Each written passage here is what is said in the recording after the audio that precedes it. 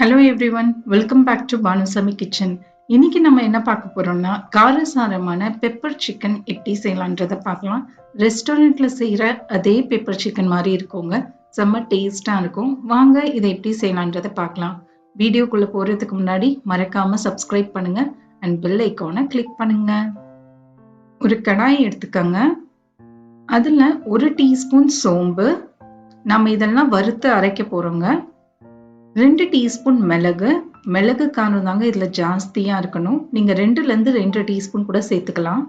1 teaspoon ஜீரகம், 1 teaspoon தனியா, இதெல்லாம் சேர்த்துட்டு மிதமான சூட்ல நல்லா வறுத்து எடுத்துக்கோங்க. 1 நிமிஷம் லோ ஃப்ளேம்லயே வச்சு வறுத்துக்கோங்க. 1 நிமிஷம் லோ ஃப்ளேம்லயே வறுத்துக்கோங்க. லைட்டா கலர் சேஞ்ச் ஆனாலே போதும். ஹை ஃப்ளேம்ல வச்சு கருகிட வேண்டாம். பாருங்க, இதை நம்ம ஆற வச்சு நல்லா பவுடரா அரைச்சி எடுத்துட்டு வந்துடலாம். இப்போ கடாயில ஒரு 3ல இருந்து 4 டேபிள் ஸ்பூன் நல்லெண்ணெயை சேர்த்துக்கோங்க. நல்லெண்ணெய் வந்து ரொம்ப டேஸ்டா இருக்குங்க.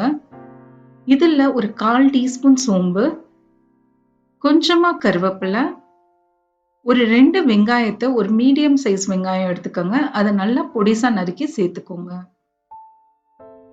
சேர்த்துட்டு இது கூடவே கொஞ்சமா உப்பையும் சேர்த்துக்கோங்க. இதை வந்து பொன்னிறம் ஆகுற அளவுக்கு வதக்கிக்கோங்க. ஒரு 2 நிமிஷம் மீடியம் ஃப்ளேம்லயே வச்சு நல்லா வதக்கிக்கோங்க.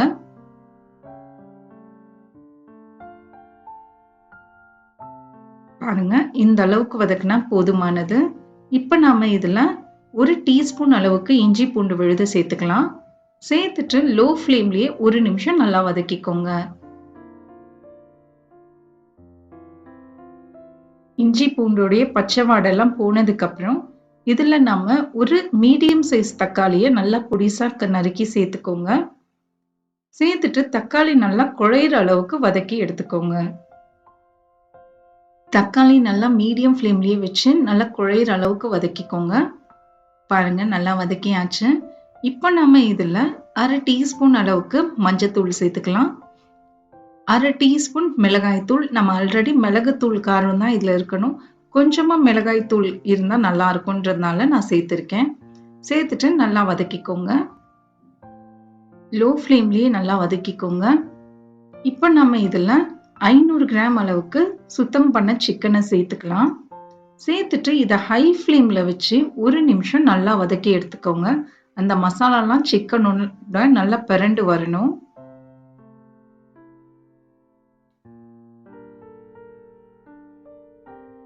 இப்ப நாம இதுல ஒரு 1/2 கப் அளவுக்கு தண்ணியை சேர்த்துட்டு மூடியை போட்டு 10 நிமிஷம் லோ ஃப்ளேம்லயே வச்சிருங்க. சிக்கன் நல்லா வெந்து வரும்.